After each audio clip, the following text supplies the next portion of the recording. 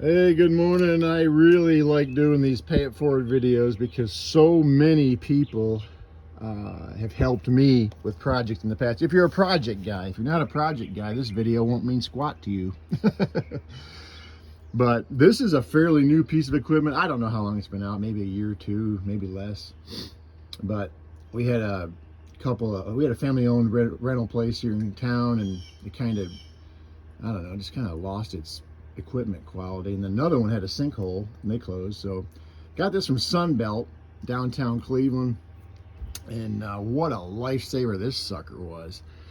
It cranks out about 42 bags an hour. I don't know, I don't think I did it that fast, because you know, when you're filling this hopper and you're having to make sure that it flows nice and doesn't clog up right here in the middle, which it will if you don't get your water right. But the water recovery knob is here, and the water adjustment knob is here, and it recovers quickly once you do. So I would say the fastest way to clean out a clog, just swipe the top, pull off the guard, swipe the top with your hand, turn it off, swipe the top with your hand, and then leave the water running at the setting you had it at. Then turn the power back on, and it will quickly flush out what's backed up in the auger.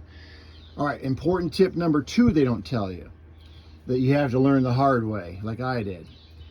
When you do have it shut off, tilt it so that the auger is flowing water down. If you have water back up, because this one didn't shut off all the way. It has a valve built in that's supposed to cut off all the way, but you know, with rental equipment, it just, even as new as this is, it still leaked a little bit.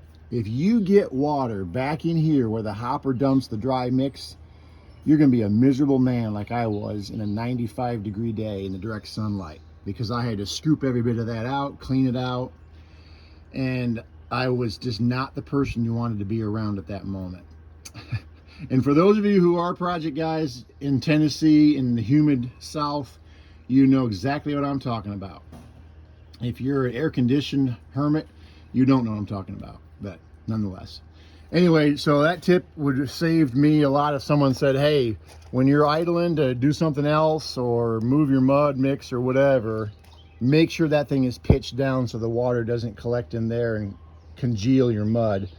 So that way it just would drain out. So anyway, hope that helps somebody. This thing is amazing. What a time saver. And it's so nice to get mud that's consistent when you get it set right. And it varies, let me tell you. Let's see, Thursday when I poured my pad and my sonotubes, I had it set on between 20 and 25. Well, yesterday when I was pouring my son-in-law's steps, it was between 30 and 35. Same mix, same pallets, but when I was filling these sonotubes, it was around 20. Miserable hot. I don't know the difference, but maybe it was humidity, I don't know.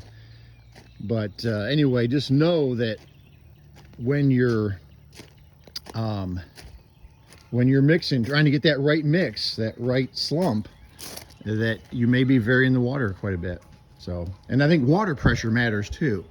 So my water pressure here at the house is unregulated because we're at the top of the hill, and his water pressure is regulated. So that probably was the main difference. Just keep that in mind. I'm at my outside water here is about 85 pounds and his is regulated. I regulated his at 60. So that probably is the difference. So just keep that in mind. But great piece of equipment, really a huge time saver. This thing was amazing for its portability. It only weighs 145 pounds empty. So we were able to move it down underneath his porch, and very versatile. The turret spins. Oh my goodness, what a difference. It just unlocks right there and you can spin the turret, make it easier. But just keep those things in mind. The hose on here is genius because you will use the hound out of that hose. I can't say enough good about that mud mixer. Go see, and if you're in Cleveland, go see Levi Woods down there at Sunbelt Rentals. What a terrific piece of equipment and idea. I'm even thinking about picking up one of these, owning it, and then renting it out to people that I know and trust. So for small jobs, because you're never going to get a concrete guy out there. You'd have to hire a contractor to do the whole thing. You'll never get a concrete guy out here to do a small job like that, because it's just not cost effective. It's something you really have to do yourself. So anyway, hope this helps somebody. Have a blessed day.